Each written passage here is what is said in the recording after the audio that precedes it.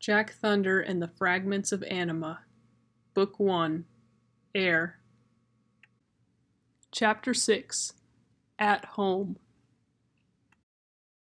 So it was settled.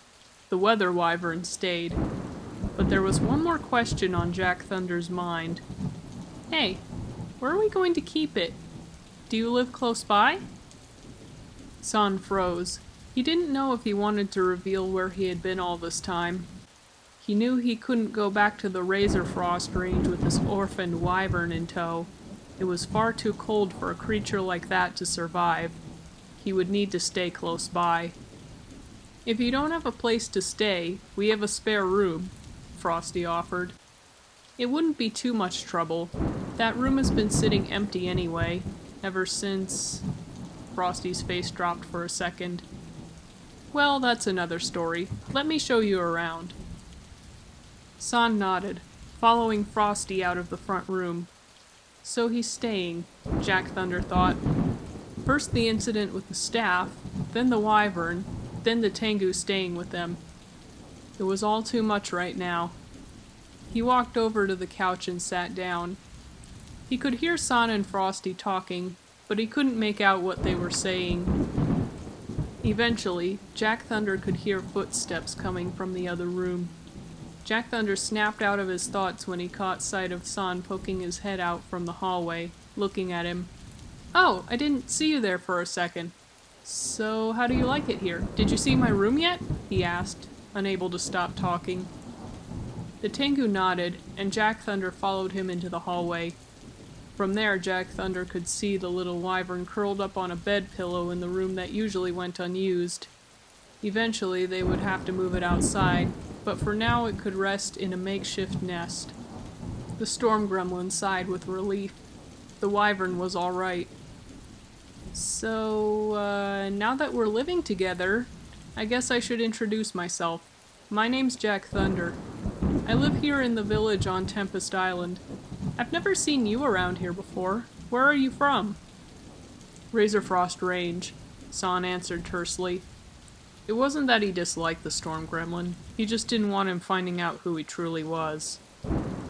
Oh, I didn't think anyone lived in Razor Frost Range except for the people who run the Diamond Citadel, Jack Thunder replied, referring to the massive, crystalline palace-turned-dojo that resided underneath the expansive and perilous mountain range. It was one of the only things that attracted visitors to the Razor Frost Range, especially in winter when temperatures dropped to deadly lows. Well, that and the rainbow of crystals found under the mountains. That explains why you don't look so good. It was true. All those years in the Razor Frost Range had taken their toll. San hadn't looked at himself in the mirror for all those years, but when he caught a glimpse of himself, he noticed just how much weight he'd lost. He looked too frail to fly. The feathers in his wings were also unkempt and falling out, leaving many bald patches in their wake. Between those two things, he shouldn't have been able to make it to Tempest Island by himself, even in the summer when the weather in the Razor Frost Range was mild. But somehow he managed. I suppose so. Some might have seen Jack Thunder's blunt attitude as rude. Certainly his sister would have scolded him for running his mouth like that. But San admired it in a way. It reminded him a lot of himself when he had joined the Six Champions. Sorry if that was rude. Frosti's always getting on me about that. She says it's not appropriate and that I'll get in trouble with someone someday. I don't know. I guess I just say whatever I'm thinking, Jack Thunder apologized. Just then, the wyvern whelp stirred. It opened its eyes and looked directly at the two. That's when Jack Thunder remembered. He needed to give the little guy a name. But what should he call it? In Jack Thunder's mind, the name should strike terror into the hearts of his enemies, whomever his enemies were. It should be a name worthy of the majesty of a creature that breathed out lightning and fierce winds wherever it went. Then it hit him. Razor. He'd gotten that name from a character in one of his many books. He always thought the name was cool.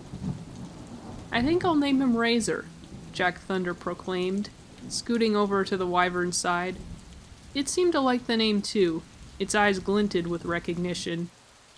San sighed. Razor it is.